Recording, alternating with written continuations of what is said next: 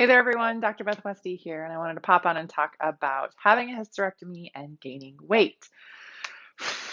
This is a really tough thing and very, very, very, very frustrating. And if you Google this, if you Google, like, oh, I gained weight after my hysterectomy, why is that? It'll talk about, oh, you're just not eating well. You're not exercising. You just need to like eat healthier and work out more. Are you kidding? I'm like seething inside. When I read these things, when I hear these things from women who have had hormonal issues, nobody just like sigh, oh, this sounds like fun. Oh, let me just get a hysterectomy. This seems like a good time. No, women get a hysterectomy because they bleed nonstop for 6 months, or because their periods are so heavy and excruciating that they think they're going to die. Yeah, that's why it's a necessity, right? It's because it's so awful. They have to get it done. Or fibroids are so huge, or, fill in the blank, right? That's why you get a hysterectomy. And for that to happen, there is some other hormonal imbalance issue going on already. Now you add the major trauma of having an abdominal surgery and an organ removed. Yeah, that adds that much more trauma and stress to your system. Of course, you're going to gain more weight. I mean, just going through perimenopause to menopause, women on average put on an average of 7 to 10 pounds. Not doing anything different. They didn't work out differently. They didn't eat differently. Everything is the same in their lifestyle. The only thing that changed was the hormonal shift. Preach it, sister. I'm getting all fired up right now, Annette. and then and then you gain weight, right? And now you add on top of it, you have other hormonal issues, and now you're in a new body, right? When you go through perimenopause, menopause, you are in a new body. Your system changes. It needs different nutrient levels, different stress response, maintenance, different exercise routines to make sure you are maintaining at the best level possible. And oftentimes we're not educated on that.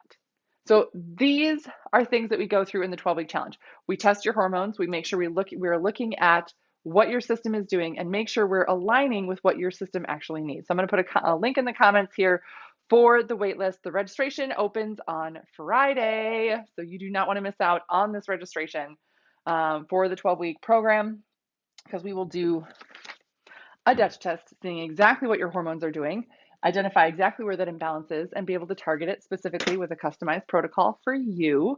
And then we can figure out where the other places are. I mean, we know that there's going to be trauma. We know that there's going to be a decreased stress response, or a change in your stress response that we need to address differently. Stress in and of itself can cause you to gain weight and then not be able to lose it.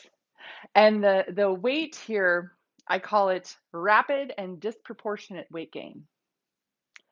Yeah, like you're eating really healthy and clean, and maybe you lost a few pounds, and you're like, yes, this is so great. Okay, we're going out to dinner. I've been really good. I think I'm going to order this for dinner, and I'm going to have just a small piece of cake, just a tiny piece of cake for dessert. No big deal.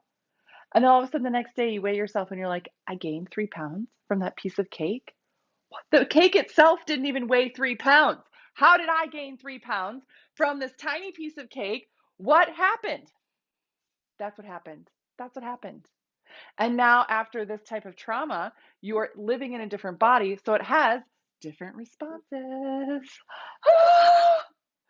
It's maddening. It's maddening. All we need to do is figure out what's going on, right? Again, check your hormones, and then make sure we are working with your system, working with your body, and addressing things like nutrient depletion, making sure your system has enough nutrients to function, making sure your body can absorb nutrients, making sure you're detoxing really, really well. That way, your system is actually functioning the way that it should. Again, leading up to getting a hysterectomy, your health is cumulative. So it doesn't just happen for no reason, right? There's something going on. And oftentimes, even though they remove where you're having a lot of the problem or pain, doesn't mean that the original upstream issue got fixed. So that's what we look at. That's why we do hormone testing. That's why we look at so many things that are cumulative for you to address all these issues, to make sure that your body is functioning better, you feel better, and then you can actually start focusing on this. Oftentimes it takes some groundwork first. working on your stress levels, working on your hormone levels, addressing all these other imbalances before we can really restart your metabolism. But once we do, whole different ball game. Whole different ball game. Yeah. So that's what I got for you guys tonight. Please let me know if you have any other questions or anything. Again, registration is open Friday. The link to the waitlist is the only place you're going to get to the registration link is in the comments. Other resources I have for you, my book, The Female Menopause Solution. This is on Amazon. Female Fat Solution. This is on Amazon. And then my podcast is called The Female Health Solution. And my YouTube channel is just called Dr. Beth Westie, where you can subscribe to stay updated on all the videos I have. So that's what I got for you guys today. Let me know your questions, and I will see you later. Bye.